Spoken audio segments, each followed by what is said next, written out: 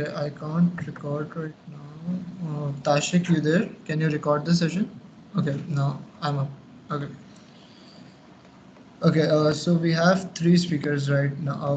Three speakers will be getting for the Git session. First of all, Irfan Dahir. He's a co-founder and creative director at Sonora Studios. He's a great friend of mine. We have been together since college, and he has great experience with open source, and he's a man full of surprises. I'll move on to the next speaker, Anush Krishna. He's a freshman and he is currently in his second semester. He has an experience with GitHub, and he has experience with GitHub, and he'll be going on for the hands-on session. Uh, and there's me then, Adil Asif. I'm a student from Fast Karachi. I'll be explaining basic terminologies for GitHub. About my intro, I'll give a short intro. I won't take much time because we have less time. So I'll start. Okay, so basically, my journey for the MSP, I joined 2 weeks ago. It was it had been a great journey. I have met some amazing people: Hanzala, Ganesh, Salman, Sambhav, Dawood, and there are many great people that I met. Vedant was also there. Vedant Behel. There are so many people I can't even remember the names. I'm sorry if I'm forgetting you guys. So so they had helped me out, and it's because of them and the people who registered, we were able to get up with this session, and we made it like a grand event, and we went to invite different speakers. So this was a trial run from my side as well. This is my first event, and I'm hoping to have more interesting events in the near future. So I'd really like you guys to give your intro. I'd really like if you could give us the reviews. How was the session, where we went wrong, what could have been improvised. So I'll work on that. So these are our contact informations. I'll be showing them later on. I'll be moving on to the next image. Just a second. The slides are uploading. Okay, so are the slides visible? The GitHub slides. Yes, it is visible. Okay, so I'll start the session. Thank you all for being here once again, and we'll start with GitHub. Okay, so in the comment sections, I would like to know how many are aware of what version control system is. I'll be waiting for your replies. Okay, okay, Salman, he's just messing around. I know he's a great guy, he knows everything. Okay, so I guess, okay, so I guess most of you guys who are commenting here know about version control system. Okay, so for those who don't know version control and are being shy, or I don't know, they are not telling. I guess most of you guys know what version control is, right? So I'll be giving a brief introduction about version control. Okay, so as in colleges, we have been working on different projects, right? So what we do when for at really beginning stages, what we do, like we have a project, and we build a project, we work on it, and then what happens if we need to make some amendments to the project? We have a special working background, right? And we need to make an update in it. So most of the time we get afraid what will happen if we make an update to it. Will it crash? Will the program crash, or what is going to go wrong? So what most of the students usually do is save the current working file and copy the code into the new file, and they edit that code, the new code, so they have a backup of the old code, right? So they have the backup of the old code, and they are working on the new code. So if anything goes wrong with the new code, they have a backup of it, right? And working with projects, university students have keep a lot of backups, right? And different versions of the projects, so that they can have a working project even if some project some part of the code gets crash or something else, right? So if we think about this on a larger scale, we keep backup and different versions of the programs on a small scale. So what if there are 5,000 of people and multiple people are editing the code at the same time? Like for example, if you take the Microsoft company, right? So if people are working on a feature of on Windows, right? So there will be different teams working on certain features for Windows. So they will be editing the code at the same time, and they will be making sure whether the system is working properly or not. So they need different versions of those codes. So what we do is the role of Git comes here.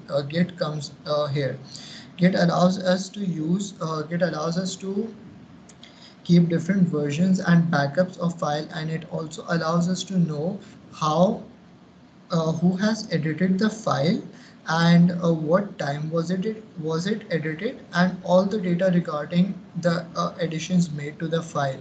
Okay, so this is what version control is. So I guess this is clear. Is there any question regarding version control? If anything is not clear, okay, I'll move on. We have three types of version control systems: local version control, centralized version control, and distributed version control.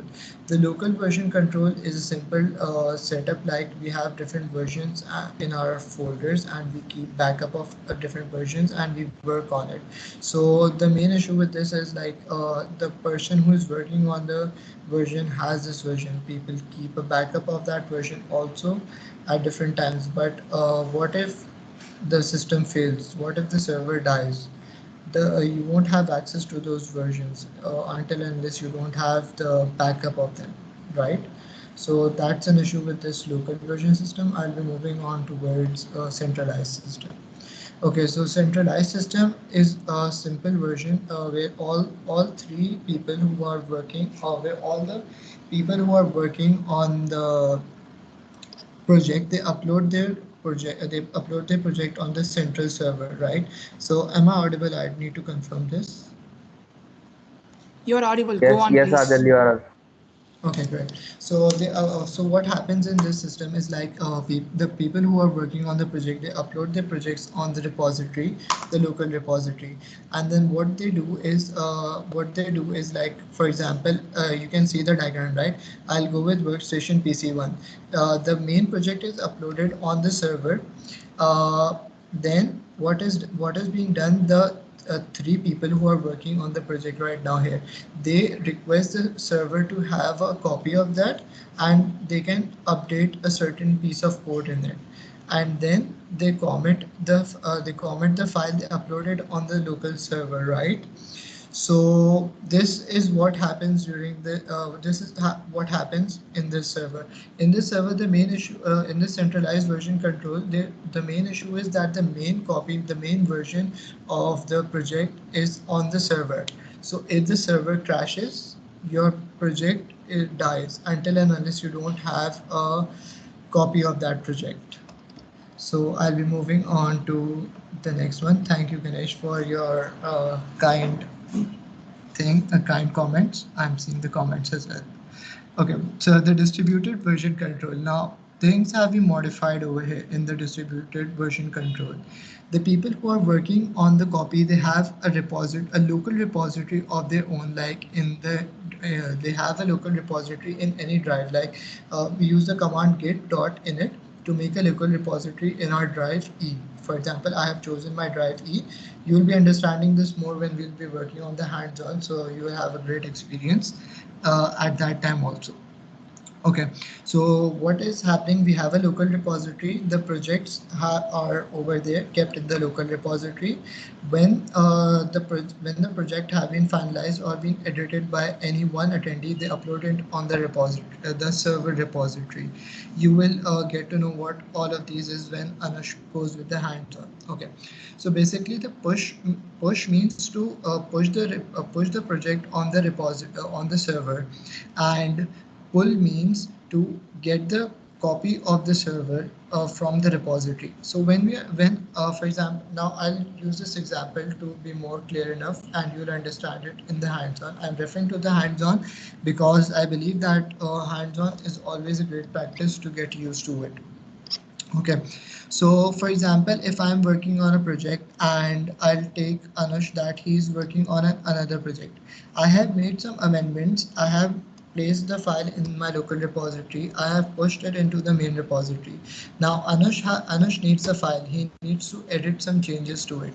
So he'll pull the file. He'll pull the file from the repository first to make sure whether there have been any changes made in the main file or not. If there are changes made in the file, so the repository will send Anush, the server will send Anush a message that there have been certain changes in the file, and Anush will get to know that these are the changes that have been made by me, Adil, and he will look onto it and he'll add those changes in his code and he'll upload the code after the total changes have been made. So the thing is that if your server crashes here, right? You might be thinking what will happen if your server crashes here. Each and every participant working on the project have a backup on their local repository, so there won't be an issue with that. You have the project on your repository, so when the server comes online, any of the participant can push it onto the server and then you can add changes to it. So there's no I'll be moving on to the next slide. I've explained. Okay, so Git is an open source and distributed version control system, right? So like I explained what distributed version control was. So there's a local repository and there's a server repository. So GitHub, we'll be using GitHub for the server repository and we'll be showing you how to create a GitHub account as well. Okay, so Git was created by Linux Torvalds in 2005 for development of the Linux kernel, with the kernel developers contributing. Okay, so they with the okay, Junio Hamano is the current person who is working on GitHub, right? He is managing everything with Git. So basically, Git is nowadays being used to as an open source medium where people contribute to open source, where people help other people out with their code, with their projects, and that's a great thing. Like people, so there's this research I would like to share. In the past, people used to think like they were always thinking of what to move on, right? What to think of a way to move on to build the project more faster and faster.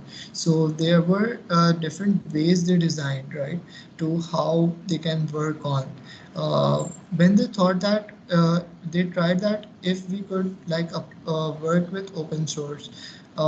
Like as in such different peoples from different areas helping them out to complete the code. So what happened was the building of the code made it faster, and the production of the project became more faster and efficient. As if there was as with GitHub, you can even as I told you that there are different versions kept, right? So if someone as a contributor made some additions to a file, his name and the time of his contribution would be shown right there. So whenever if there's an error, like I have contributed to an open source repository and there's some error, so what the owner of that repository will do will he will simply take the previous version of the code that didn't have an error, and then he will be using that file so that so that he can know where the error was and what changes he needs to do. He can restore the file at any time he wants to. Okay. So I think this is the installation medium. How many of you don't have the Git installed with you? So please install it. It's pretty easy to install Git. I'll be moving on to different things right now. These things that I just crossed, you will be seeing them in the hands-on. That's I'm not discussing about them. Okay. So what happens when you make a Git repository? Like I have made a local repository with me, right, in my local disk E. So what will happen is when I place some code in the local repository, the file it won't be working, the file won't be tracking at that time. Like there won't be, if you do some modifications, there won't be a track of that file directly until and unless you add that file to the staging area. Once you add that file to the staging area, the Git will start tracking your file and will keep you aware what files are being modified. So there is a breakdown of the staging area as well. That Anush will be telling you in the hands-on. So I'll be quickly moving towards the hands-on session now. Anush, can you take in place? Before we move on to the hands-on, I would like to ask you if there are any that you didn't understand or you want to ask me right now. Adil, can you see my screen? No, I can't see your screen. Can you see it now? Just a second. Yes. Okay.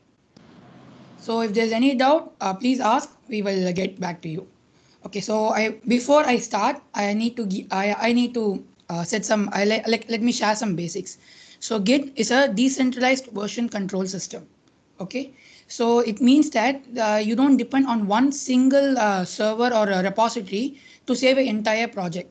There's actually multiple copies of your code. So in case of an emergency that something happens that you're going to lose one of your copy, you will always have another more such copies.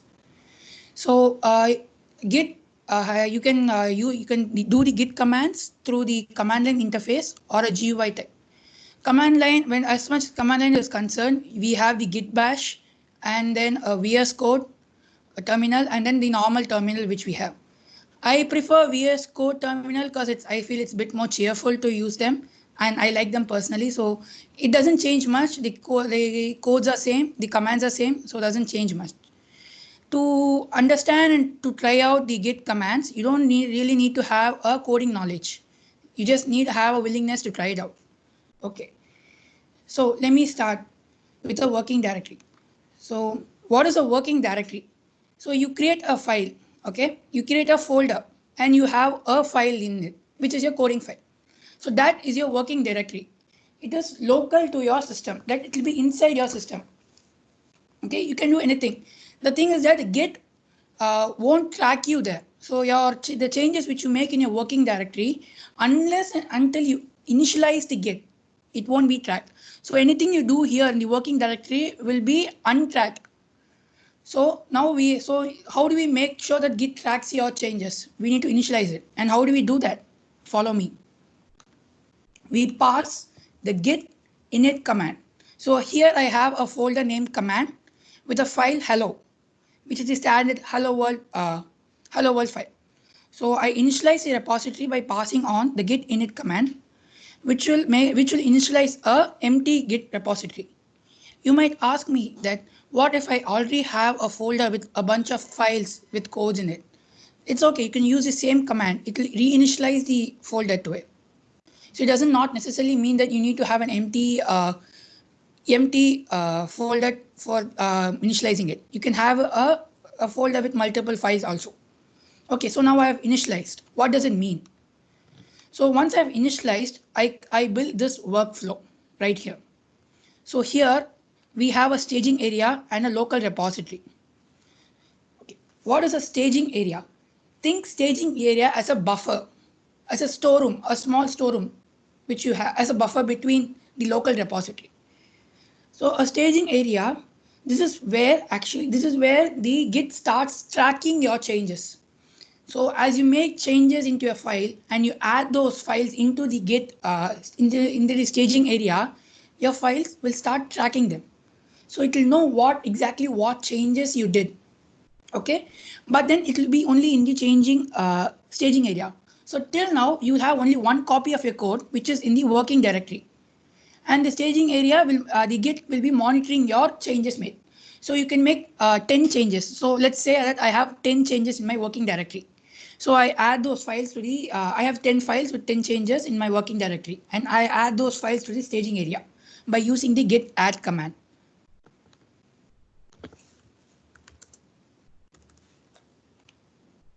Yeah, you can either add a specific file by its file name or just use git add dot to make sure that you have all your files. So how do you know that the addition actually took place? You can use this command, git status, which will return the current status. So by default, we are on the master branch. Okay. So I will be talking about branching later on. So for now, master branch is an area where you by default your code stays in. So okay, says no commit stays. We haven't committed anything. So it keeps in track. So it knows that there's a change to be committed. A new file has been added. Okay. So what does the commit means? The local repository it is a local saving, like it is more like a storage space in your computer. Okay, it tracks the changes. It has a log of your changes and it stores your file. So you actually, when you commit your files to commit your changes and files to a local repository, you end up having two copies now. Before we had one, now we have two copies of your program, one in your working directory and another one in the local repository. Okay, now let me show you how to commit changes to the local repository. Since this is my first commit, by Anush, can you convention. repeat? Your voice is breaking. Oh, we can't hear you right now. Okay, sorry. I'll start the local repository is a storage unit inside your it is a storage space inside your laptop. Okay, so all your files which you commit through a commit will be stored there. So instead of having one copy in your one copy of code in your working directory, you'll be having two copies. Isn't that great? So in case it is like more of like a backup plan. So it will also have a log of your changes, your committed changes. So what is the difference between the staging area and local area, which has the record? In staging area, all your initial changes, small changes, which is like you have 10 changes made in one session. Your 10 changes will be the status of 10 changes will be in the staging area. But then think on a daily basis, you're going to code 100 of lines and you're going to be hundreds of changes, right? So we didn't be too much of their history if you're going to have all the changes in the local repository. For example, I create an application. So my application, I have decided to add a login feature. So I write code for it, and which is like around 2 files. So I have 2 changes now. So I add those 2 files to the staging area. So instead of having two changes like two log, I can merge it as one using a common statement. I can just say that it is I have added a login facility. So how do we do that? How do we commit the changes? So let me take you there. We can use the git init command, git commit command with commit -m with a message here under quotes. The quote is necessary. Okay, so actually by convention, the first command the first comment which you're gonna do must be an init command. It has been followed widely, and I prefer you stick to it. It makes it life so easier. And as you go on, you as you keep committing after committing, you can give a small comments tags for that, which will make you understand, because it's you who's going to check the changes and stuff. And if your repository is a public one, you need to make sure that it's understandable by other people. So I suggest you to use plain terms. So let me add my first comment.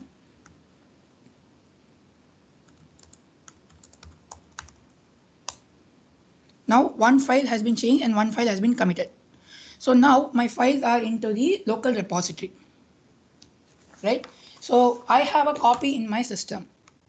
Now let me switch my attention towards the remote repository. A remote repository is more like a cloud repository. It's a cloud repository. It is not on your system. It is going to be on the cloud. So till the stage where till the stage where you commit, all the work is offline. You don't need an internet connection. But in order to connect it to a remote and push and pull data from the remote repositories, you would need an active internet connection. So one of my favorite remote repositories is GitHub. So GitHub offers you a nice support for this facility, and they give you a good space for where you can store your codes, where you can push your codes. So it is not necessary that you need to only use GitHub. You can have a separate service where you can back up your codes and you can use that as your remote repository. So how do I connect my remote repository? I would like to ask Adil to demonstrate us how to create a GitHub account. Yeah, sure, Anush. I'll be sharing my screen. Can you stop sharing so that I can start Yes, with Adil. it? Just give me a second, guys. Okay. So yeah, here we have GitHub account. Just a second.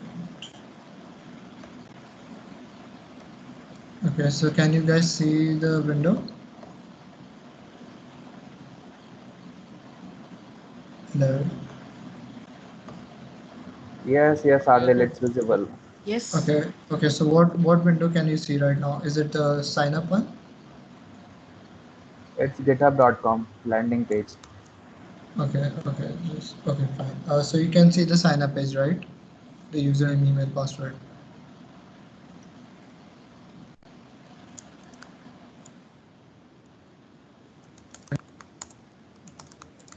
Easy making a GitHub account like you normally do. You just sign up with a valid email ID, a proper password. Adil, sign up page is not visible, bro. Okay, thank you, Tashik, for informing. I think I have just shared another window. Okay, just give me a second. Use the desktop sharing option I'm from the. doing that. Okay, so can you see the sign up page right now? Yes. We got. Okay, so the sign up page is really easy. You just have to enter your username, email, and password and sign up for GitHub, right? So the credentials are very easy. You can make sure what the password says, right? I'll now move you on to what GitHub will look like once we are signed up. This is my profile for GitHub. So when you sign up for GitHub, you'll see this page spot on. I have worked with some projects right now, so you can see my repositories over here. So there's an option for pull requests. Like when you will upload your repository and make it public, people will ask you for pull requests, like if they want to contribute or not. Anush will show you how to contribute. This is the issues panel. You can mention where here if there are any issues or not. And from here you can view your profile. So this is my profile. Uh, Here you will your contributions will be shown whatever you have contributed till now. And I'll move you to the settings page, right? Okay, so this is the settings page where you can access most of the things. What I'll show you right now, I want to show you this part. Just as yeah, so this part you can upload emails that you will be you want to show at GitHub. So I have used my email Adil Asif at 680. Okay, you can prefer to hide your email as well by ticking this area. So I think that's all where you can. These were some important features that I'd like to show. These are the repositories in the from settings option. You can go into the settings option, then choose repository, and your repositories will be here. You can view all the repositories like the current repositories and the deleted repositories. So I'll hand over to you again, Anush. Yeah, thank you. Okay. Is my screen audible now? Is my screen seen? Yes, Anush. Yes, Anush. You Okay. can see. So we have a local repository set. So we need to create a remote repository, right? So that's where GitHub comes in. So creating a remote repository is actually very a piece of a cake. So let me yes, can you see the symbol plus symbol over here? Click on it and you will be welcomed with few suggestions. So you can click on new repository. Okay. So this is where you create your remote repository. So give it a good name. Let me give mine as Git hands-on. Okay, it is available, and give a short description. So in a repository which you create, there's two options, a public one and a private one. A private one is like for your own eyes, so only you can contribute to it, change it and stuff, but you can assign some people personally to contribute to it. Public is like an open source, anyone can contribute. The public repository option plays a huge role in open source development, uh, which Irfan will be sharing with you guys why open source is such an important thing which we have. Um, okay, so we need to for now for the basics for a smaller stage, private is enough, more than enough. So I will create my repository. So here I have my repository created. So I suggest you copy this URL and you'll need it. You will see it. Okay, so let me go back to my command line. So we need to connect a remote repository, right? So how do we do it? So we use the git remote add command.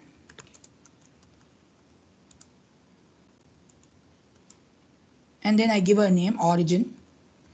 It is again a convention to give your first files as origin. I follow that. You can give any name you want. So you paste the URL here and you enter. And boom, your remote you have added your remote repository. So what next?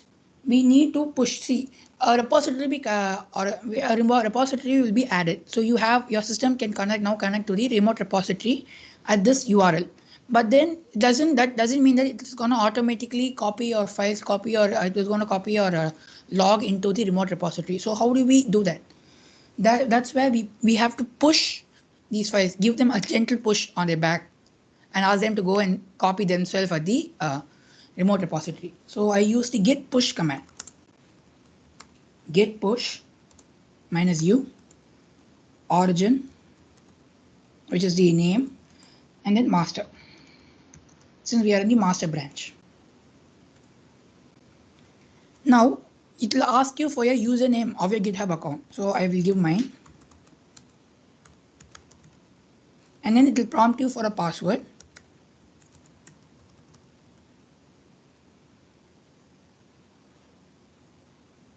And it's all set. You have your remote repository set up. So let me see that if my files are actually in the cloud. So I refresh it. And here I can see my hello.py file. Hello. So here it is. So we have actually initialized a repository. We have made reached the staging area. We have created a local repository. We have a remote repository now. So can you tell me in the comments why we need a remote repository? What is the use of it? Why do we need 3 copies? I'll give you 1 minute. Can you answer this question? Why do you think there was a need for a remote repository?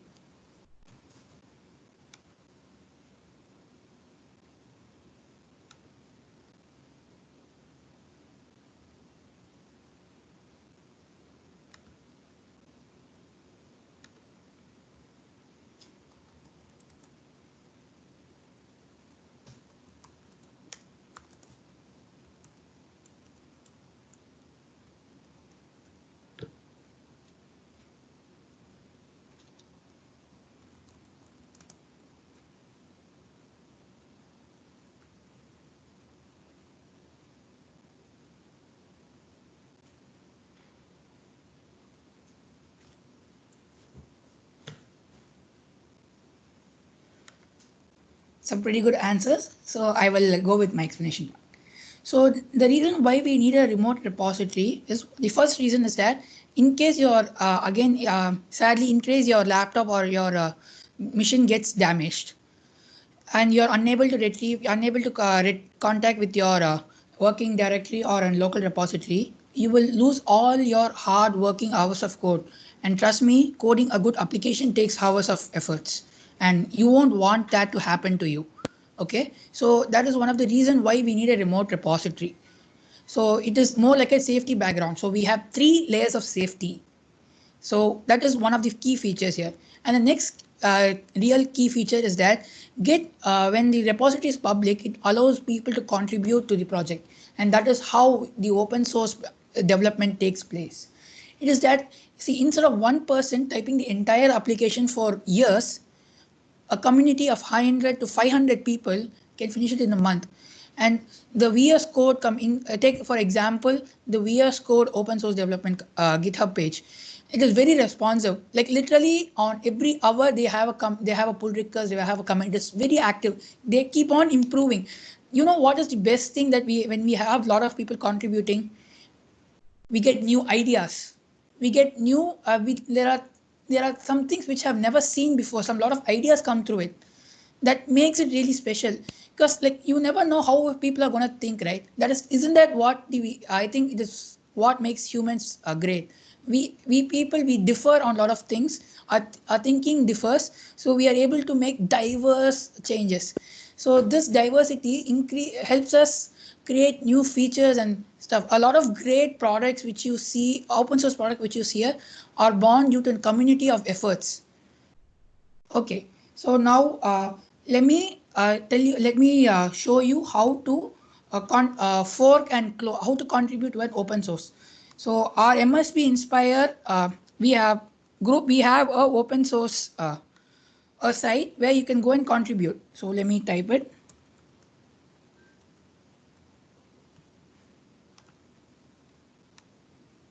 Okay. So this is the MSP Inspire GitHub repository. We currently have two repositories, a workshop and the website one. So I have some great content for the workshop one. So I want to help them, I want to improve them, and I want to contribute. So I go on to the workshop. But before contributing anything, you need to know what is in it. So what are they do? What did they do? So in case an application, you need to know its coding and what's background, right? So we need to copy that into your repository. That is where forking comes in. By the symbol itself, you must be able to understand what a forking means. But no issues. Let me, as it scans, I will explain. Forking actually clones your repository into your own space. Now, can you see that my repository has my GitHub profile has a repository workshop. So now this is I have this code now. So I can go through this and I can add changes to it. I can commit changes to it. I could push changes to it and make it even better.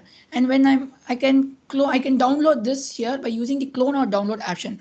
I can use a git clone or a git download. I can download this as a zip folder, which I prefer the download zip one, but then git clone also works. So you can add changes to it, and then you can issue a pull request, which if they accept it, you will your content will be added to their main repository. Okay, so another important concept in GitHub is the branching. So which is where the version control comes in. So why do we need a version control system? Let me tell you. Let me make you think on an example. Think that you have a game. Okay, it can be any game. Okay, rock papers is a game. Okay, you have an idea to create a login feature so that people can log in on a high score feature, so that people can log in into it and then play and save their high score. Okay, so that is a good idea. But then you're not sure how that feature is going to come play along with your main code. You don't want to affect your main code because of this feature. So you create a branch. So a branch is necessarily like this. So there's a version 1 of your code. You create a branch and there's the same code. Okay. So you actually it is more like you're copying the source main code into your branch. So you have a master branch with having your version 1 code, and then a master your branch 1 having a version 1 of your application. So you make changes and now it is a version 2, right? And then you run a lot of tests. You do unit testing. You do a lot of other tests and make sure that it is compatible. It is stable enough.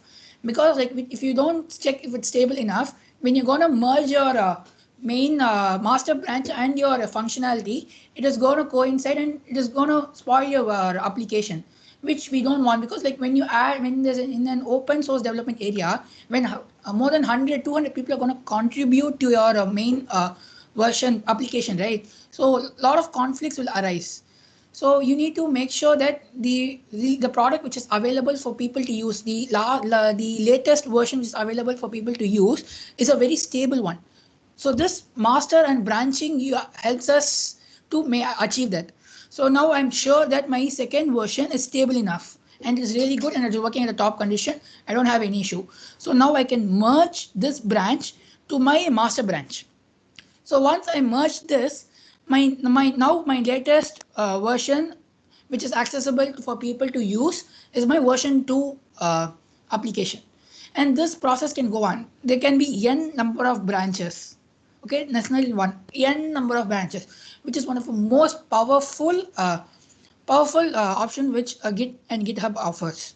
So the branching is an important part. So let me show you how to create a branch. Okay, now let me just add a file so that I can create a branch. Wait. So I use this command git checkout and then name a master. Okay, so this command, it helps you to move between one or two branches. So in case you have a master branch and a branch called branch one, it helps you to move in between branches. So as we see, since I said git checkout master, I'm already on master. So let me create a new branch.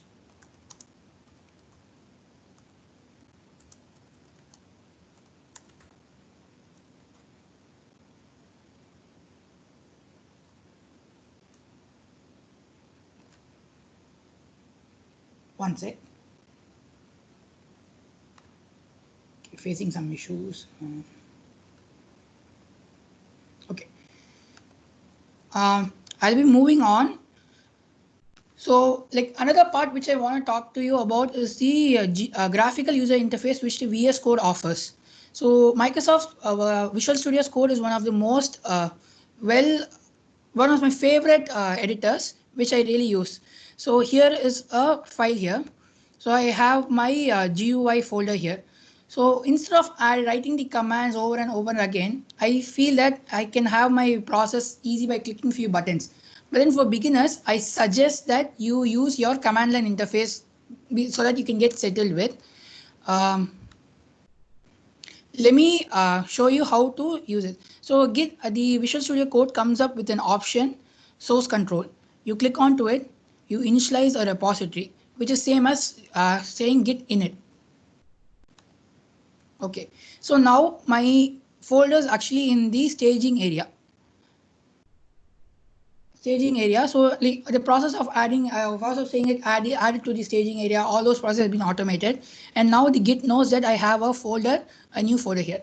So now I can commit. So I can use this option git commit and it asks me the message. Remember we used the quotes on the command line interface to give a message, the same as that. So I give a message saying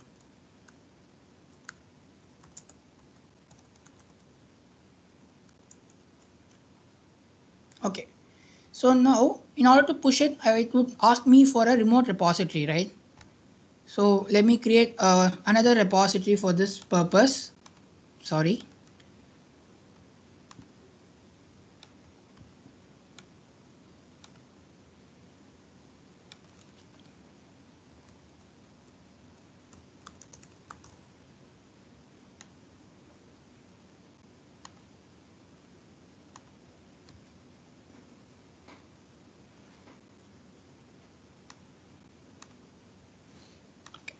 So now I have a remote repository set up.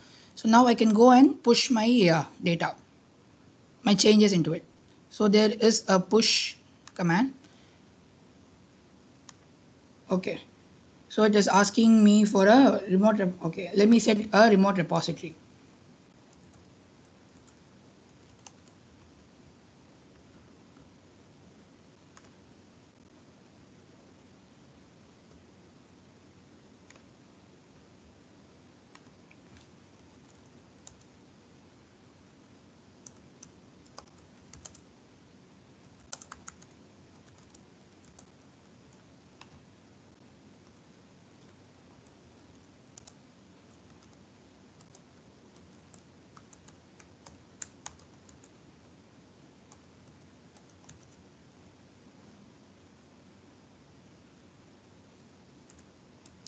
Let me push it to the graphical user interface. So now I have a remote repository set up.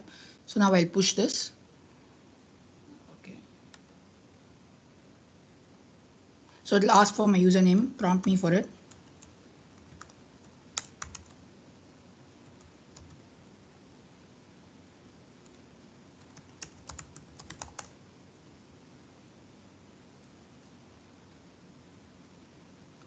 Okay. So if I go and check out there, check my GUI repository.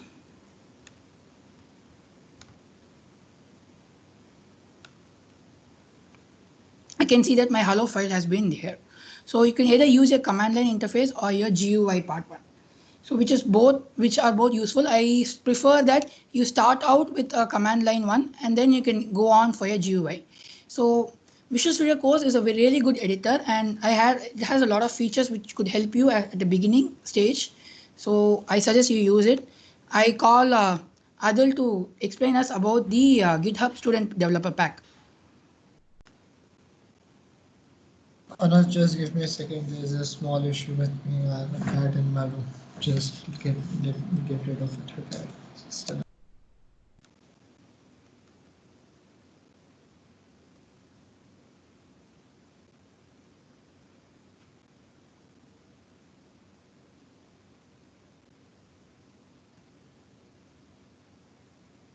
I'm sorry. So I guess the cat was also here to listen to my session. Okay, so basically the GitHub education pack, I'll be telling you about what it is. So GitHub offers a student pack for all the students and the teachers as well, right? So where you can get access to the student pack, you can simply apply for the student pack. I'll just share the link with you in the chat box for the application. So here you can see that we have a variety of features here, right? So you can download certain paid applications, you can view different courses, and there are a lot offering for us which we can use. So so if you are a student, all you need is a student card for referencing and proving that you're a student, and you can get it easily. What I prefer is that use your student ID for applying for the student pack, right? Because I applied with my normal ID and it took a lot of time for me to get it with get the pack. So as you can see, what these are different things and there's a lot to offer. The pack contains more than thousands of dollars of paid softwares, courses, etc. Anush, can you tell about the courses in detail? Yeah, sure. I'll I share my just go screen. through these. Wait, I'm going through it. You just talk.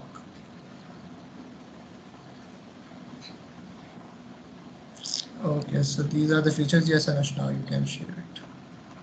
Yeah. Let me know when you can see my screen. Can you see my screen? Hello? Yes, Anush, you can see your screen. Okay.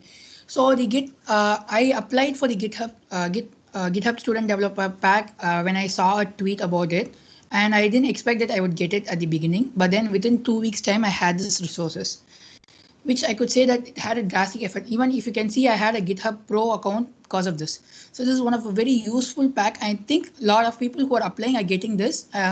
This resource is very valuable. And the thing is that they keep adding more and more day by day. Like they just keep adding so much resources available for you for free. It's like you starting from courses to tools and a lot of other platforms and such.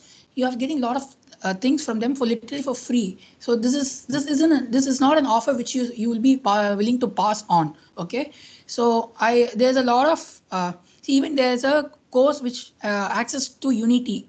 So you must people who are really interested in gaming should have known about the company Unity. And then there's like literally so much huge amount of service which are available, which are worth more. See this, for example, for the MongoDB database. So there's like around $200 of it. So which is like, trust me, as a student, I can't pay this much for a service from them. To be honest, like it is too much for me. But when I get it for free, it's like to explore all of these stuff. It took me a week to explore each and every offer. There is like so many, and they just keep on adding on stuff.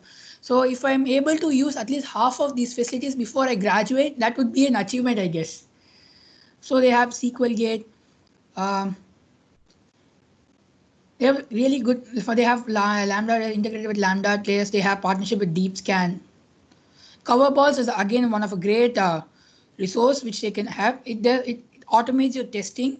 It's like really great. and then you have a 3 month subscription to DataCamp. So people who have been learning from DataCamp, I think it's time you get their subscription so that you can use them. So I suggest that you apply. The application process is very simple and you can easily do it. Just remember GitHub Education Pack, and it is really good. And you also get a chance to apply for the GitHub Campus Expert. And I think a few MSPs here are a GitHub Campus Expert. That itself is a really great program. I suggest you apply for it. It is like it helps you bringing out your campus leadership qualities, and then again you have other great products. And one of the key features that you get to host a website for free. You have Astra.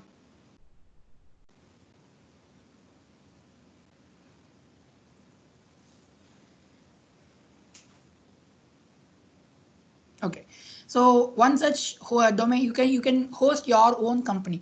I think for any developer out there, having a website on its own is like a profile speaking for itself.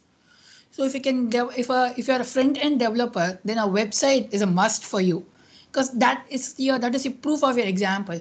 Like Ganesh had his website, is one of the like very great interactive website which I had seen. So that website itself speaks for your building skills. So this name.com helps you host a website for 1 year with SSL and privacy protection features. Okay, and I'm sure this will cost you it is going to help allow you to host for a year. And it is going, if you want to host for a year on a normal domain or a paid up service, it will really burn out your money. And as a student, I don't think we will be able to afford it. But this pack seriously is going to help you a lot. That is the real reason why we want to talk about this pack, so that people will know about it and how useful it is for people. And then they have courses like front end masters where you get subscriptions. They had .tech domains. So like, yeah, .tech domain, you get a year and 2 free email accounts. So a .tech domain itself speaks that you're a technical developer. The domain itself says that, and it is really good. So if I'm right, you can host. There are 3 different service providers which allows you to host websites. So which is mean 3 years you can have your website up and running in your up and running for you. Then there is subscription. There is Bootstrap. There is free license for Bootstrap. Seriously, this pack is really great. And there's also Git Karen. Okay. And you have free training and collaboration resources with Amazon Web Services. So I think you must really go for this. And you have Azure credit worth $100. Seriously, $100. So I think you must go for this offer, grab it as soon as possible, and they keep adding it and making it better. So I think I'll finish my speech with this. Thank Okay, you. thank you, Anush. Now I'd like to call Irfan Dahir for his session on open source. So you will get to know a lot about open source. He's a really experienced person. He's a creative director at his own startup company named Sonver Studios. And I guess we have his co-founder as well with us, Sadiq Ali. So Irfan, you there? Can you present? Hello, can you hear me? Yeah, we can hear you perfect. Okay. Just give me a second here.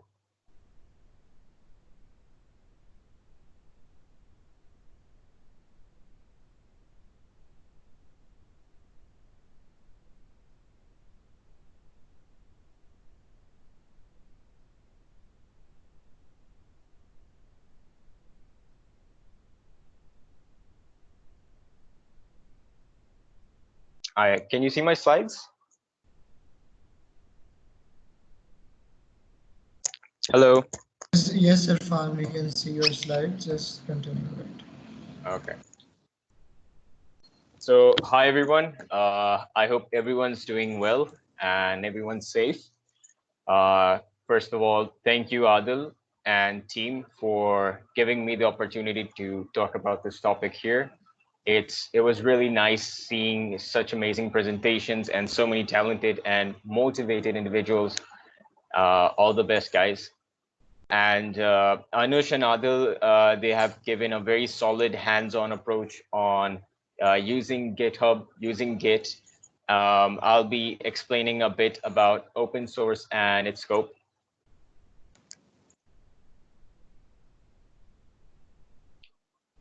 So my name is Irfan. I'm the creative director and co-founder of Sonor Studios.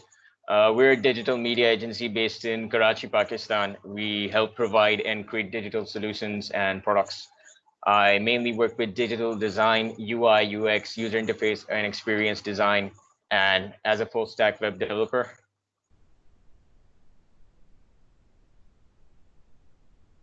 So let's talk about open source. What is open source? By Google's definition, it's denoting software for which the original source code is made freely available and may be redistributed and modified. So what does that mean for us? So it's some sort of source code to some program, application, or service that can be released under some sort of license freely to the general public, which can further be redistributed and or modified, and even worked on in a collaborative manner. So this must mean that there's some sort of criteria for this. And what would those criteria be? So the general criteria is as follows. The source code must be made freely available. It should be freely redistributable, and it should be people should be able to modify it further and even create derived works. This generally means that it can be modified into something else entirely and re-released given the conditions of the license it comes along with. As Anush explained earlier, on how to fork a project and contribute to it. So in open source, a license is usually distributed alongside. We don't have to have a license, but it is for bigger projects, which dictates on how it can be redistributed, derived, or used.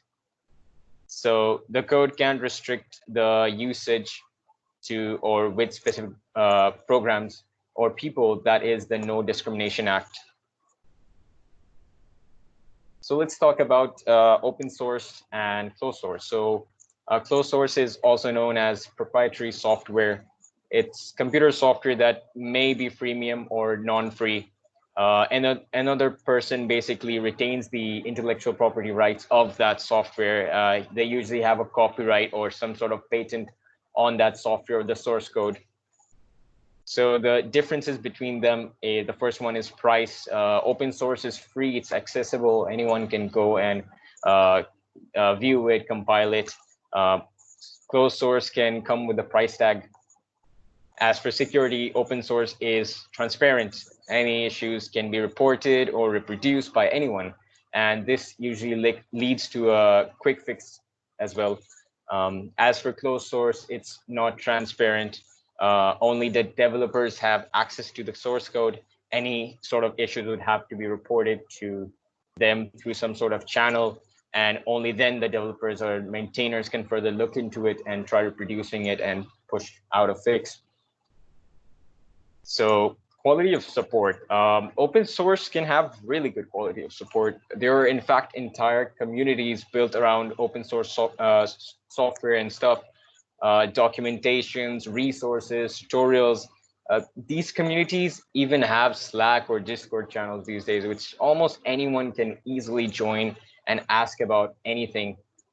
As for closed support, it can sometimes be a one-way channel or a slow process, unless you have the bug for enterprise level support from the company that's actually made it.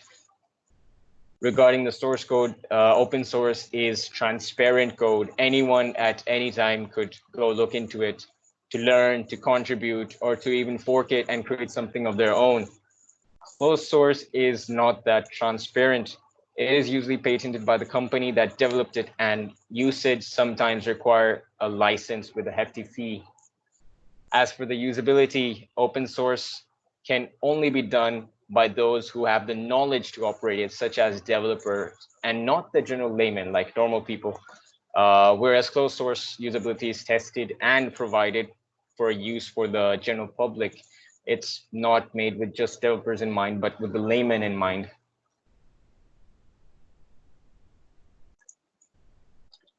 So here we talk about why open source.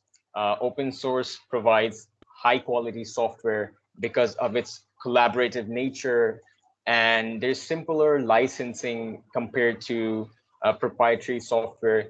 It is very cost effective for companies and businesses and pretty much anyone. There are communities built around open source. There is abundant support. You could anytime hit up Stack Overflow, ask the question, and people with the knowledge of that open source tool would be able to respond to you. There's lots of transparency in the code, and furthermore, there's lots of security as well. There is no vendor lock-in. So vendor lock-in is actually a common problem for companies that use proprietary software, databases, or platforms. Issues usually arise when businesses kind of find themselves unable to move to something else, and another vendor without some additional substantial expense or business disruption. And growing organizations are especially vulnerable to vendor lock-in because the out-of-the-box solution that worked with them and made sense to them when they started out would no longer work for them as their business expands. And many companies are actually actively trying to reduce the risk of vendor lock-in. And one of the main solutions is switching to open source. Open source is becoming the norm. There has been a paradigm shift. It's what pretty much everybody is rocking these days. And understanding and learning from the source code, this goes to pretty much all the learning developers out there. There are many enterprise level, there are many popular tools, softwares, which are open source. Their codes are available online. Anyone who's learning can easily access that and look into it, learn from it, the logic behind it, the code quality, how it works, and so on. Open source also brings a lot of opportunities. You can build a really good portfolio, as presented earlier by Adil and Anush. It can help with your portfolio, and some of the speakers also mentioned this.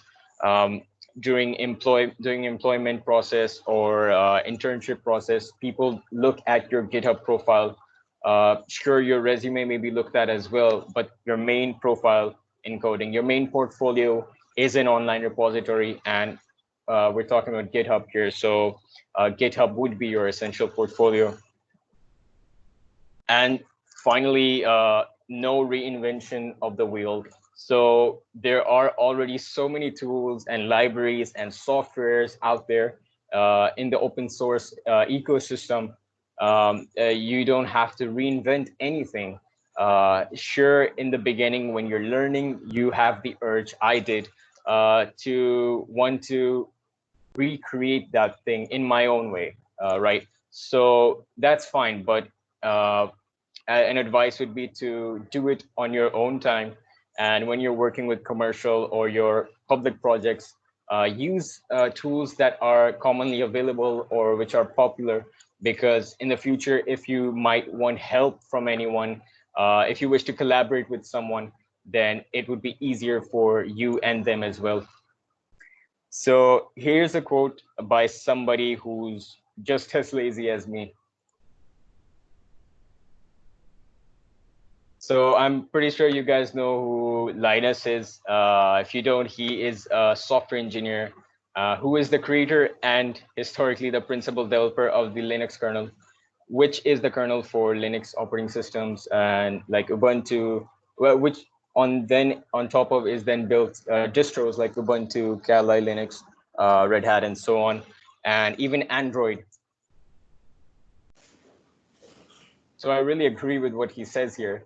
I personally am quite lazy, and as a developer, using other tools really helps speed up the process of anything that I need to develop or work on.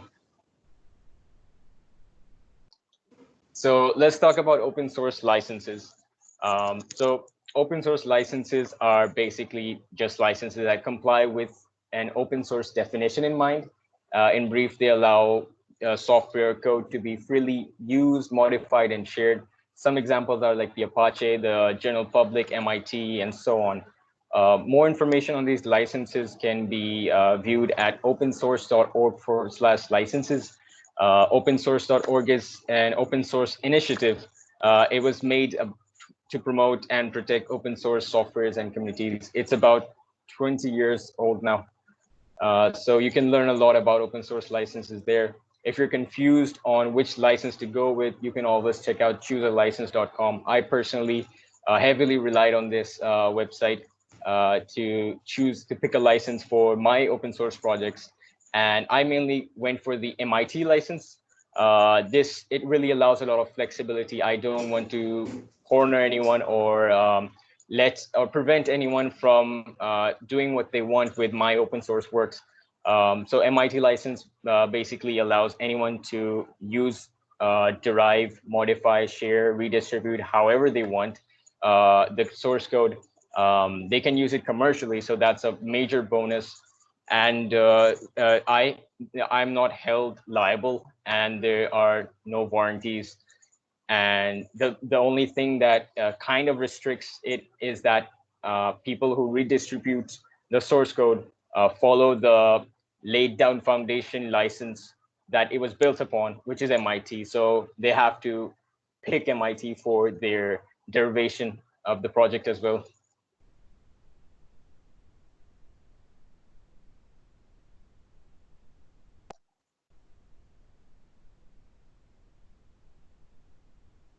Okay, it seems it's loading for me. Just give me a second.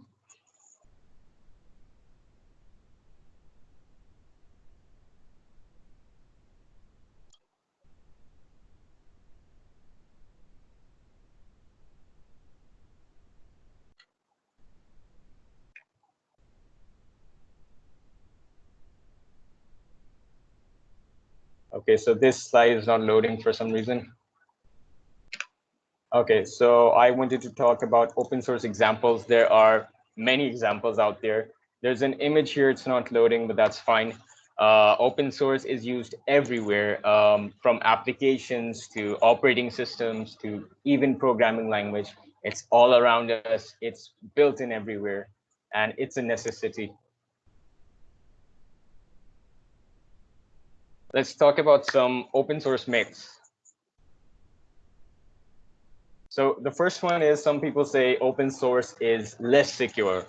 That's actually not true.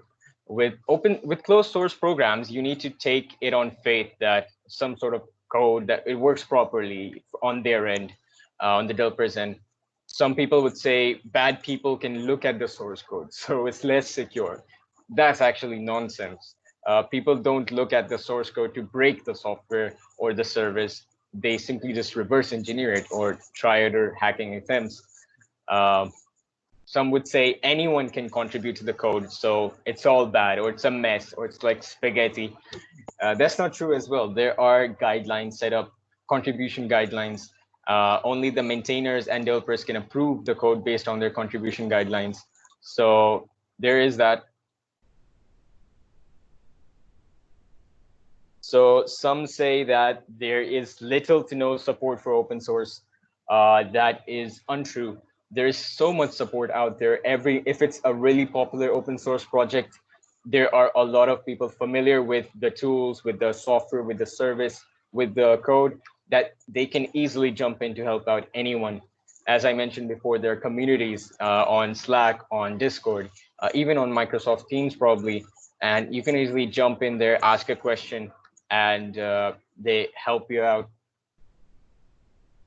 So there's this myth that there's no earnings to open source. So as a developer, why should you even look at open source? Maybe for some of us, we have to earn as well, right? You got to pay your bills. So why should I look at open source as a way to pay my bills?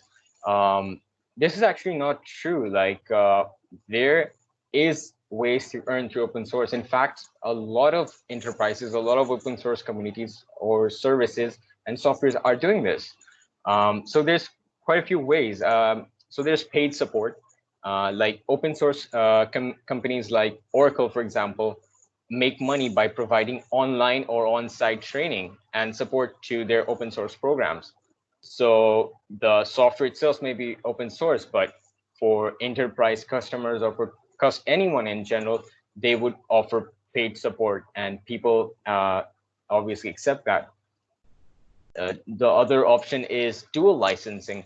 So dual licensing essentially allows companies to release commercial software with some sort of a commercial license that's derived from the free open source that's distributed under the GNU, that's the GPL, General Public License. This can be implemented in a few ways, actually. There's one scenario where a company releases identical products under a commercial license and under a free license like GPL. If you want to know more on how GPL operates, you can check out opensource.org/licenses or chooselicense.com. In the second scenario, the company would then release different versions under different licenses. So you might be thinking, hey, what's the point here? So GPL license essentially allows end users to run open source software, redistribute that software, modify, etc. However, you can't embed open source solutions into your proprietary, that is commercial software, to make a profit under GPL license. That's one of the restrictions of the GPL license. So this is precisely where you would need a commercial version of the open source product to have the right to sell your commercial software. So an example of this would be MySQL. MySQL is a database, and it comes along with quite a few variants. There's the Enterprise Edition, Standard Edition, which are based on commercial licenses. And then there's the Classic or Community Edition, which is released under the General Public License. So furthermore, the commercial versions also receive further, enhanced security, backups, support, and a lot more. So another way to earn through open source is paid certifications. If the software tool or service is popular enough, companies can actually offer certification opportunities for specialists who want to, maybe validate their knowledge and skills. Some examples of this would be Magento, Symfony, Red Hat. Red Hat has a lot of paid certifications out there for, learning hackers and so on. Another misconception is that open source is not enterprise grade.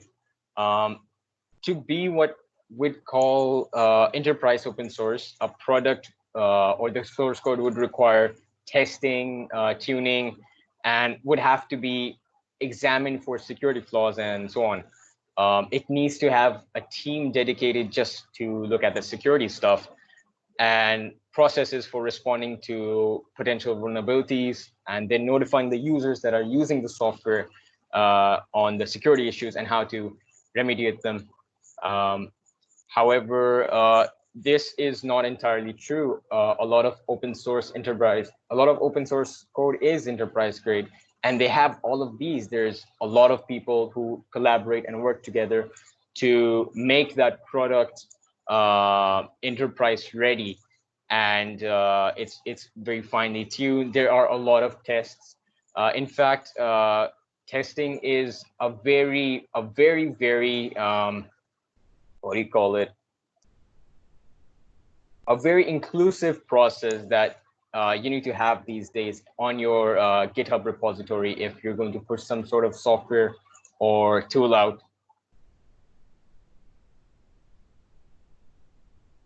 So another misconception is that big companies don't use open source. That's actually incorrect. According to a survey, large companies are actually about twice as likely to run an open source software than smaller companies, because they see the use of it, they see how well it is built, they see the collaborative options, they see that it's cost effective. If there's some issue, it gets fixed quite fast, and it's just there. It's the shift. These companies even have started making their own open source tools. For example, if you take a look at perhaps Firefox. Firefox has a lot of open source tools apart from its browser. There's also there's quite a lot actually. I had one at the tip of my tongue. I kind of forgot, but there's basically a lot of companies. All right, Facebook. Facebook has a lot of open source tools. Twitter has a lot. In fact, Facebook launched its own cryptocurrency, Lira, which I'm not sure how bad it is doing now, but it's running and it's built on open source. The tools that came along were also built in open source, and everything's available on GitHub or or GitLab and other repositories.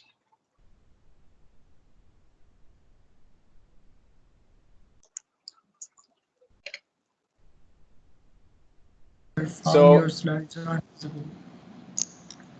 sorry, Adil. Yeah.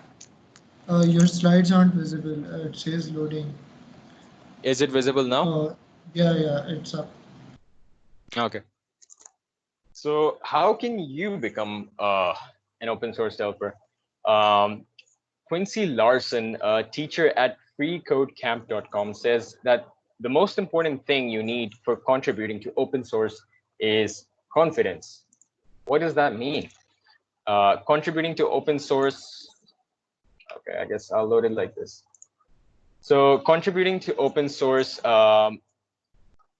will give you practice collaborating with other developers and working with legacy code.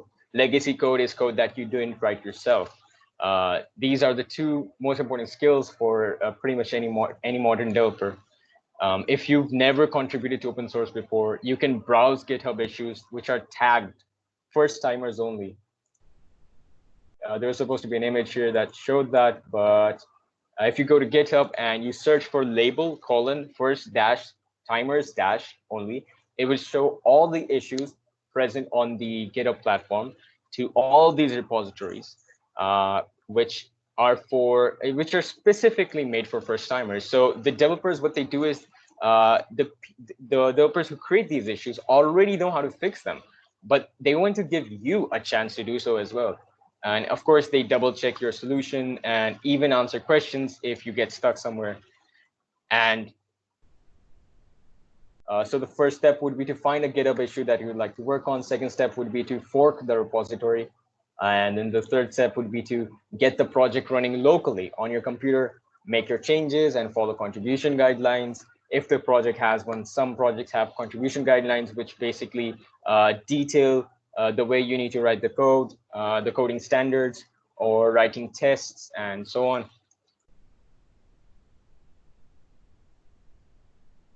And then finally, submit your code and make a pull request. So the project maintainers will give you feedback on your pull request. They may find some things that you might have to go back and fix and all, but don't take that personally. Even experienced developers overlook details and make mistakes. So remember, you are not your code. Okay, so images aren't loading for me for some reason. Give me a second. Let me try reloading this real quick. Maybe that might fix it. All right, yeah, that fixed it. Okay, so you are not your code. For new coders who aren't used to this kind of an environment, the constant criticism can be a lot. But remember that at the end of the day, you are not your code. Accept constructive criticism and act on it. That is what would help you grow. Contributing to open source can be incredibly rewarding as well. You'll actually meet a lot of like-minded people and make a lot of good developer friends along the way. I say this from experience. Your code could actually be running on millions of computers and making an impact within a couple of months of submitting it. It can be a lot of hard work, especially when you're just starting out, but it's well worth it. So just gather your confidence and start contributing to open source. If you're experienced enough as a developer, make your own open source software, app, or service. It's endless. You can do whatever you want. So I'd love to share a little story with you guys with how I got started with open source and how it went for me. So this is my open source journey. I started out by creating a REST API. a representational state transfer API for a platform that did not have one yet, direly needed one. My objective was to solve a problem, and it did. So this platform is essentially for anime and manga, which is basically Japanese animated TV shows and comics. And this platform was essentially a community and a database. It was an entire database. It had everything A to Z about that show or comic. And that is what I wanted to parse and show and present for other developers to use in their apps or in their projects. So I developed something that would parse the website to retrieve the data that could be acted upon like any other API. I call it Jikan, which from Japanese translates to time, and that is exactly what I wanted to save the developers of. So I started this project back in 2017. Back then, I got like about 5,000 requests per day to the API, but the traction grew, and it was a solution to what many people were actually looking for. Today, it gets around 7 million requests on average weekly. It's load balanced on 10 servers, and it's self-financed thanks to backers and sponsors who actually see the value in the service. On the presentation, you're probably seeing 10 million to 8 million. This is thanks to, or no thanks to, the lockdown and the situation that's going on. So it has definitely been stressing the servers as well. But along the way, I met professional developers who contributed a lot to the project, and it's thanks to them that my skills have substantially grown within these last 3 years. In fact, one of the major contributors to the code completely revamped how the parser process worked using another open source technology. It was quite popular. As what I was doing, I was also reinventing the wheel, and that was just bad. That definitely helped boosted the code quality a lot and my experience too. And thanks to this, I have had the opportunity to meet other like-minded developers, and we're now even actually working on a couple of other open source projects collaboratively. So remember, guys, don't just code, solve problems, and help out. For me, just the feeling afterwards when people use something that I've made or contributed to is just amazing. And it's also a major motivation form. So the scope is endless.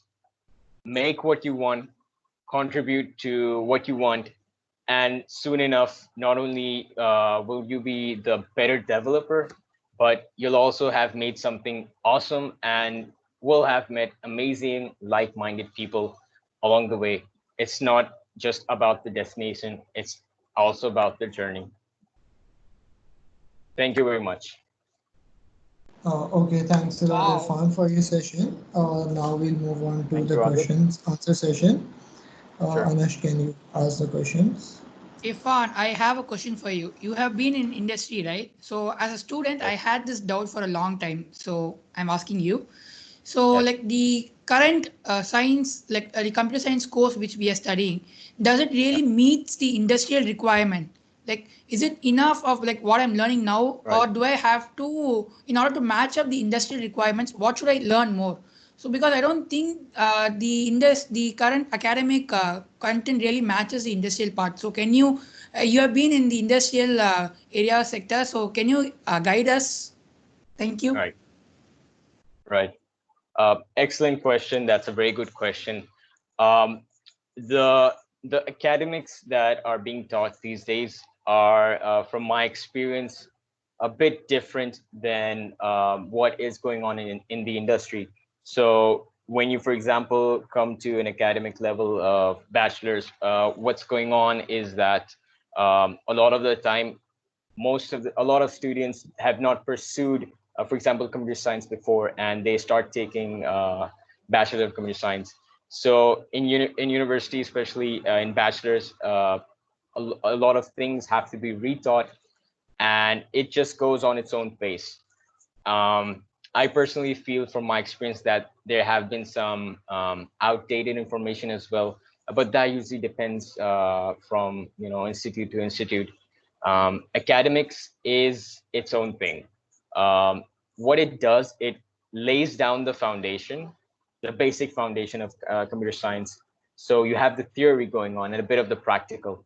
But to match, I agree with you, to match with industry standards, you would have to work side by side your education, your academics, as well as what you're trying to pursue. So self-learning is key here. You have to, Google is your best friend. It has been my best friend, and I have actually self-learned from scratch pretty much everything I know today.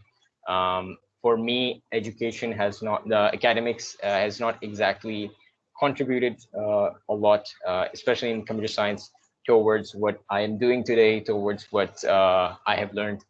Um, I hope that answers your question, and I would tell everyone, definitely do study, do your academics, but side by side, do self-learn as well. Look into what you're trying to learn. Look at how the industry works. There are amazing uh, you know uh, profiles on GitHub which explain paths to which you could take to become the developer you want to be, and everything is pretty much available on the internet. It's a gold mine. I hope that answers it. Thank you. Thank you. I have another question from the chat. Yeah. So the question is, how do you select the right license for your project? Like there is an MIT license, there's Mozilla. So how do you select the right Right. one? Right. So that's a really good question. Let me know if you can see my screen right now, what I'm doing on it. Yes, your screen is visible. Okay. So if you go to choosealicense.com, it very expressively and easily explains what kind of license you might need. But remember, you don't always need a license. It does explain what happens when you don't go with a license. But if you want to go for a license, there are some options here. So if you want to work in a community, like you want to have your code contributed to, then it is suggested to go with a license. If your project has a dependency on another open source project which does not have a license, you could request them to add a license. So if you want it to be simple and permissive, MIT license, this is the one I use, is short to the point. As it says here, it lets people do almost anything they want with your project, like making, distributing closed source version, Babel, .NET Core, Rails. These open source tools and softwares use the MIT license. If you care about sharing improvements, as it says here, the GPL general public license lets people do almost anything they want with your project except distributing closed source version. That usually means that the commercial aspect, you would have to purchase some sort of a commercial license from the developers in order to distribute a closed source version of their code that you would be modifying. Some software here, Ansible, Bash, and GIMP use the GNU license. So if your project is in a software, there are licenses for that. You can check this out. If you want more choices, there are more choices available here. There's a lot of licenses, but these are the simple ones, the GNU and the MIT. And of course, again, if you don't want to choose a license, you don't have to. But if you're working with a team, or if you are in some sort of community, or if your boss says so, then yeah, you would have to look into a license. The details are explained on this website, so definitely check that out. Hope that answers it. Okay, great, Irfan. Thank you so Irfan, can you much. share the link in the chat box? So thank you everyone for the Sure. session. Before we move on to the Kahoot session, I'd like to just add one more thing. As Irfan told, that we always need to learn new skills and cope up with the current current environment in our field. So what I'll add is, like, we have a COVID-19 situation right now, right? So many people are having their online virtual sessions as well. So you can either attend those sessions, or you can go for you can learn skills from them, or you can go for online lectures, online videos. There are variety of videos, lectures available. And right now, if Salman, you could just share your a Twitter account here.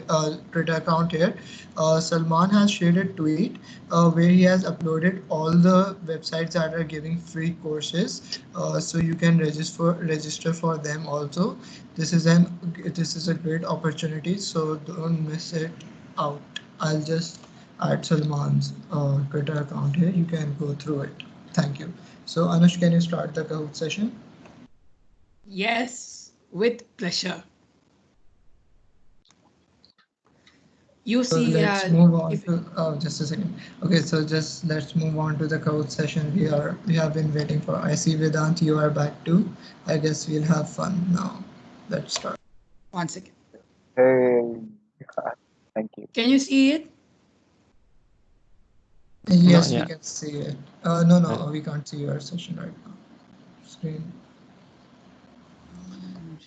Hey Vedant, until we don't see. Okay, the Kahoot session is on. Okay, let's go.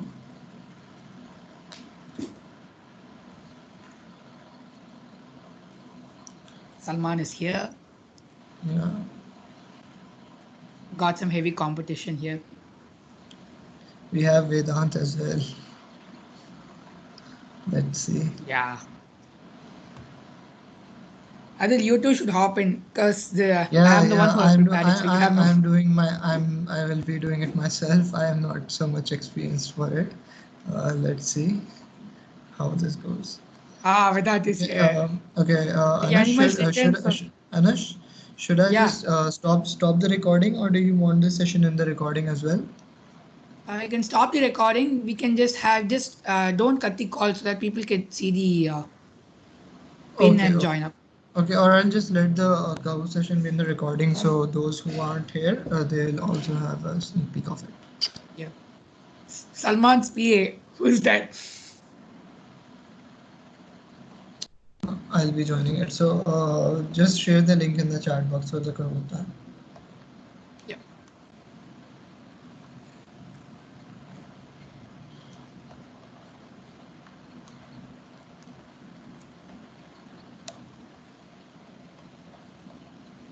Okay, not the link I expect, not the message I expected to. You have sent the code, not the link. Yep. It's 955 999 8. Join up, Yeah, guys. We just have share. four. Okay, I see the link. Okay, so guys, join up. Irfan, I suggest you also join up for the session. Yeah, just for fun. Come on, guys. Join up.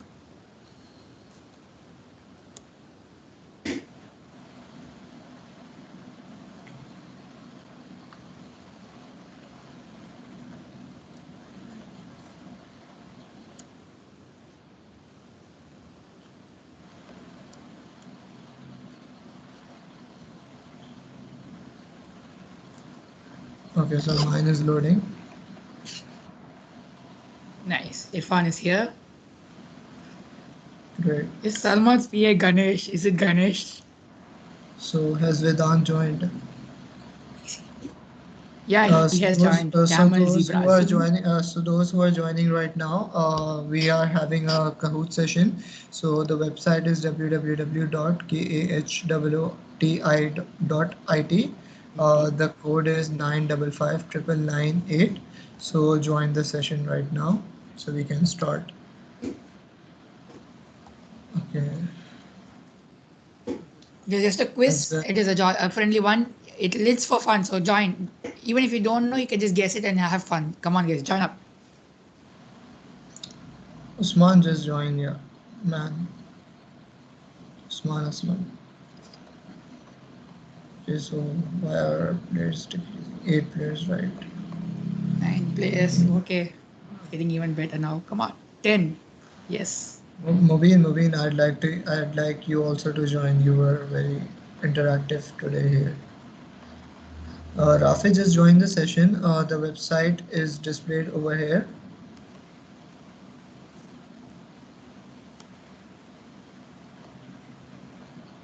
Okay, so we have 10. Mubin is also here. Okay, Hassan Malik, Hassan Malik, can you also join here? It would be great to play with you as well. Nancy, I'd also be looking forward to it if you join. We don't see Rohit here. Powerpuff is here. Hey, Yeah, Rohit, where is where are you? Rohit? Yeah, I'm just tagging him right now. Okay, Rohit is here. Nancy is also here. Hassan Malik, are you here? आ जाओ यार हसान मजा आएगा. Okay, Ashmita, can you also join the session? Oh, she's here. Ashmita, join up, dude. It's for fun. Come on, join up. Okay, Ali Arman, also join the session, man. You'll have some fun. Okay, so I So guess we should I? have 12 people right now. We You have can 13 start. members. Yeah, we have Okay, 19 participants. I guess that's a good number. we will start. Are you ready? Okay, so we have 20. So like, can people still join? I don't think so. I think they can. Okay, Is a timer in it? 20 seconds. So choose your answer wisely. okay. So we have to click the shapes right now.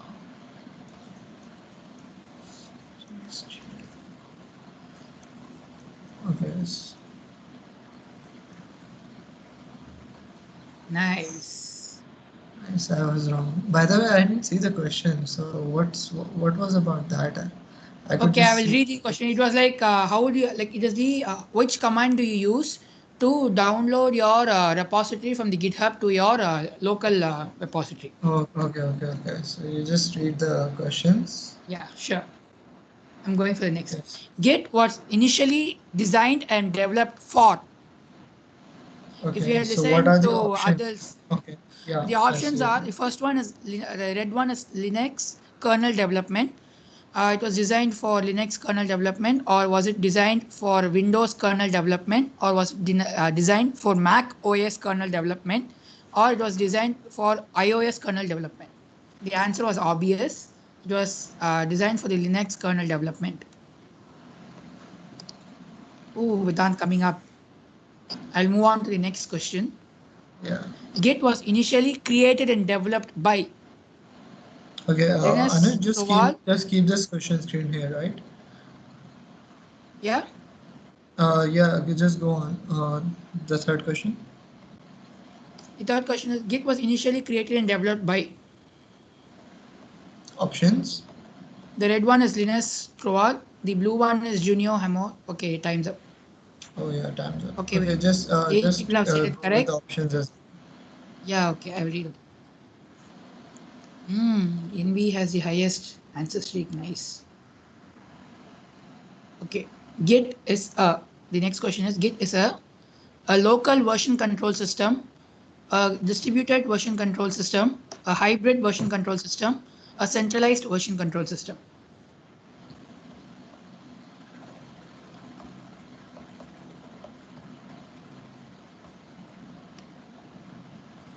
Most of the people got it right. It is a distributed version control system.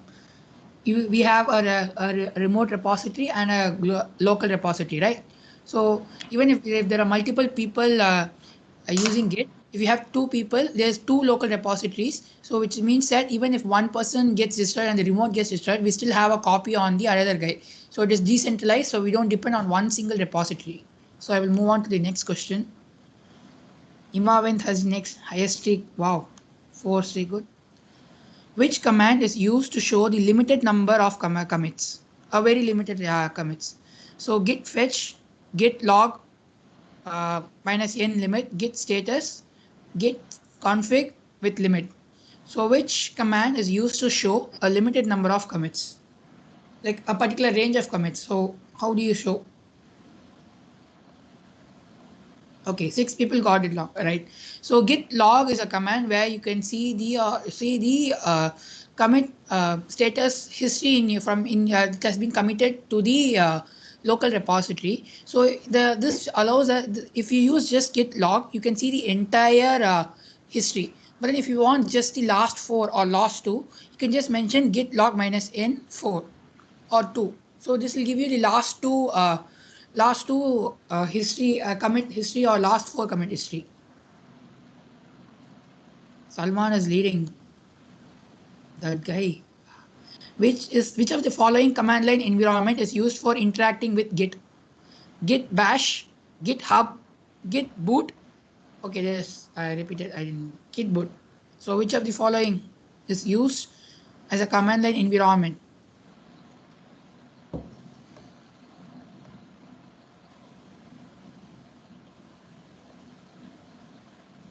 Eight people got it right. Git bash is a command line environment which you could download it. But then it is not necessary that you only have to use Git bash. Personally, I use Microsoft Visual Studio Code, which I feel is so cheerful and better. Vedant's silently coming up the ladder. That's great. Okay, so pull command is used to make a local repository reflect changes that has been made in a remote repository. Is it true or false? A pull command is used to make local repository reflect changes which has been made on the remote repository.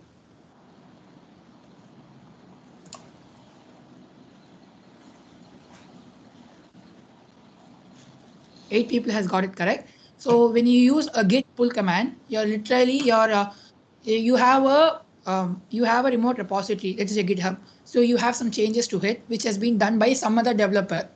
So you want, before you do any changes on your file, you need to have, you want to have the latest version of the latest version available, right? So you pull the available files from the remote repository into your system, so that you make sure that you have the latest version of your product, so that you can minimize the conflicts which arise. Because like, if you both of you are going to work on a same feature, then there's going to be waste of time and waste of resources. So before committing or before pushing your code into the remote repository, always make sure that you have the latest version, which you can do it through the pull command.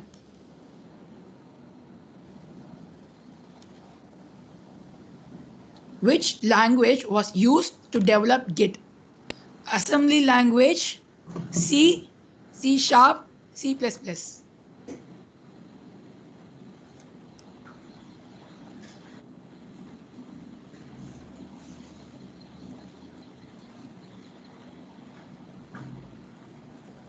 C was used to develop the Git at the initial stage.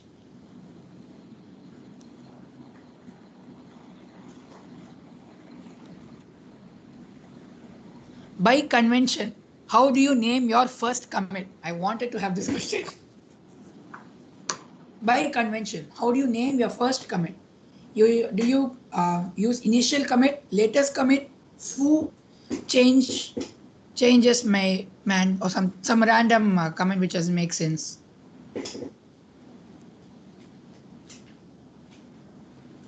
Seven people got it right. You use the initial commit statement. So that's the commit you can give for your first. So we have winners. Third place goes to Irfan. 8 questions correct. That's great. Second place goes to I'm a winner.